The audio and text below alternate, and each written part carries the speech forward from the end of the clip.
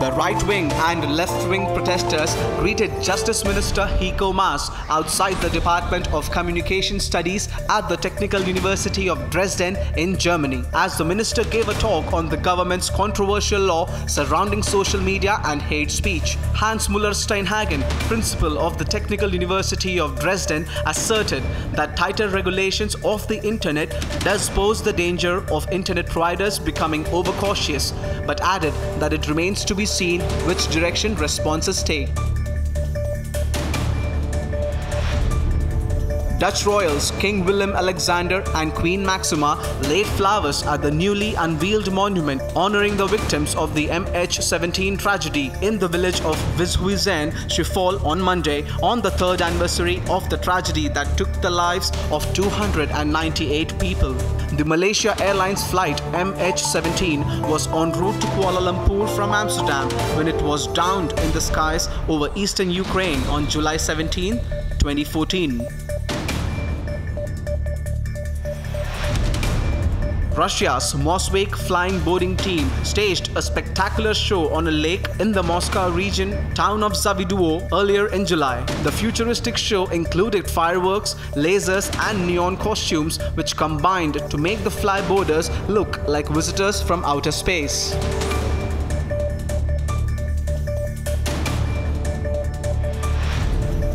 High Representative of the EU for Foreign Affairs and Security Policy Federica Mogherini announced that EU will introduce a ban on export and supply to Libya of the inflatable boats and motors in order to disrupt the activities of human traffickers, speaking after meeting with EU foreign ministers in Brussels on Monday.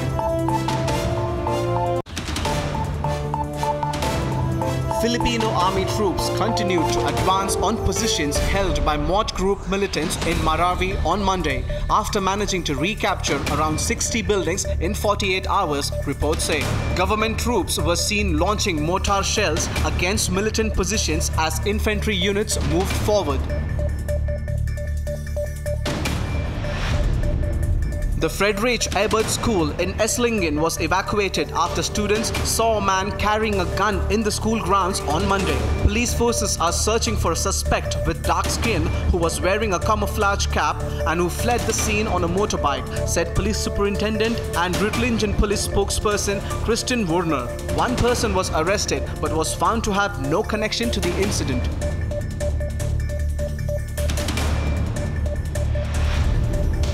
Syrian army sappers continued to clear mines in areas previously held by anti-government militants near Latakia on Monday, with more than 800 homemade explosives having been defused since the start of the month. Head of the engineering services of the Syrian army in Aleppo province, Rafi Mohammad Magdi, said that 11 villages around Latakia have been cleared from mines despite initial delays in the operations due to lack of personnel.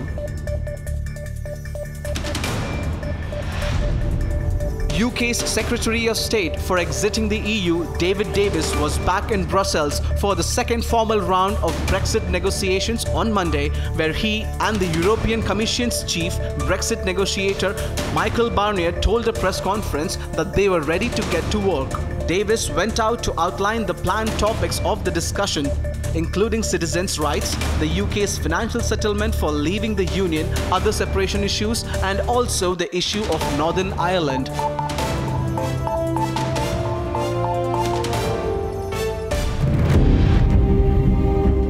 India's parliament is for India's people.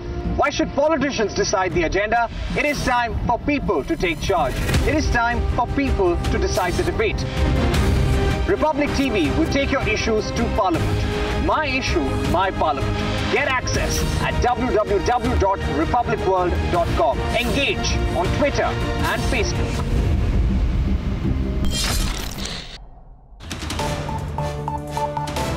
Tens of thousands participated in a green march against government corruption in Santo Domingo on Sunday. The protesters displayed their anger at a recent landmark bribery case made against top officials where Brazilian engineering company Odebrecht was revealed to have paid an alleged $92 million in bribes to officials in the Dominican Republic. The bribery charges have become a breaking point for widespread anger after decades of suspected government corruption.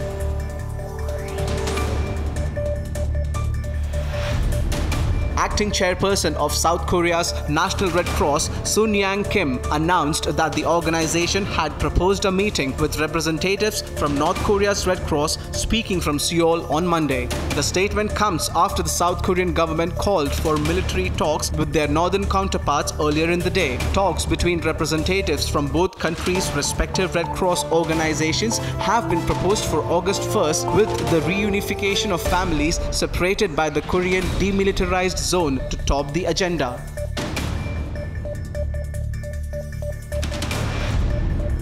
One woman was killed and 3 more injured after gunmen opened fire on people queuing to vote in an unofficial referendum organized by the opposition to reject President Nicolas Maduro's plan to rewrite the constitution on Sunday. Footage shot in the neighborhood of Kasia showed crowds queuing outside a church polling station, then panic ensuing as people mounted on motorcycles drove past and fired upon them. The victim has been named as Xiomara Soledad Scott, a 61-year-old nurse.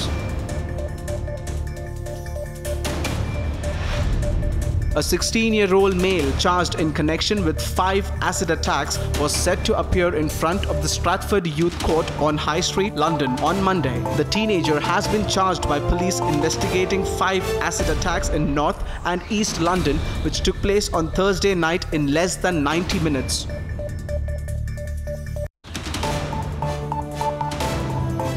Anti-government protesters held a rally at Bucharest's Victory Square on Sunday, gathering to decry a bill proposed by government which would allow convicted politicians to hold public office. Around 100 protesters, some wearing handcuffs, called for the defense of democracy and chanted against the ruling Social Democratic Party and its president Liviu Dragnea.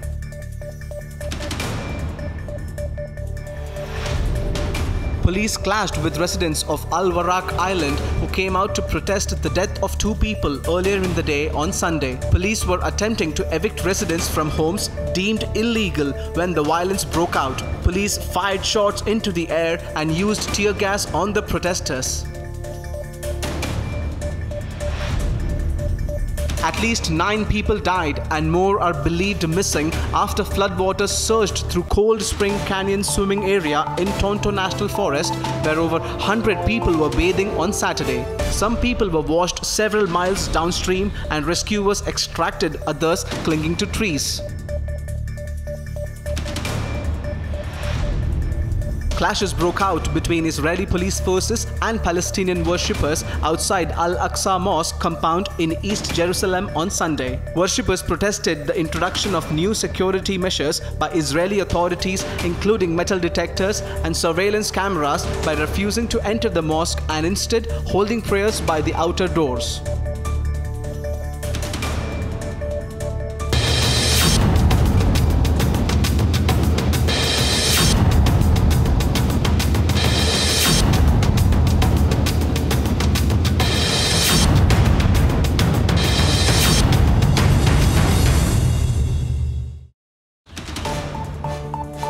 Syrian Arab Army troops have seized control over Al Hel field and its oil pumping station in the suburbs of Homs on Sunday, after regaining control over several locations between the cities of Al Sukna and Palmyra.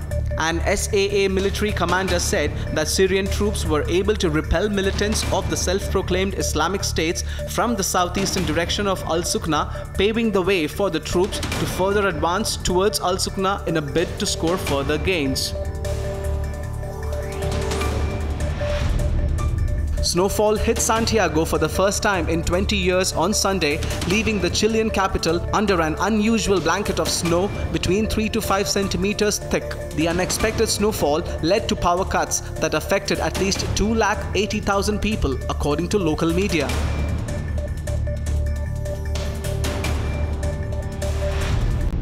Thunderstorms and heavy rain and hail hit the northern Greek town of Metsovo on Saturday, causing floods and damage to property. The Epirus Civil Protection Unit was at hand to fix roads in and out of the mountainous region.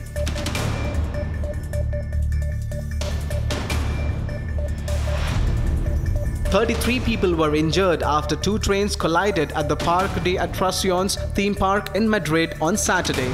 Two carriages on the Tren de la Mina ride collided as one of the carriages failed to stop. Emergency services were on site treating mostly bruises and shock. No deaths were reported.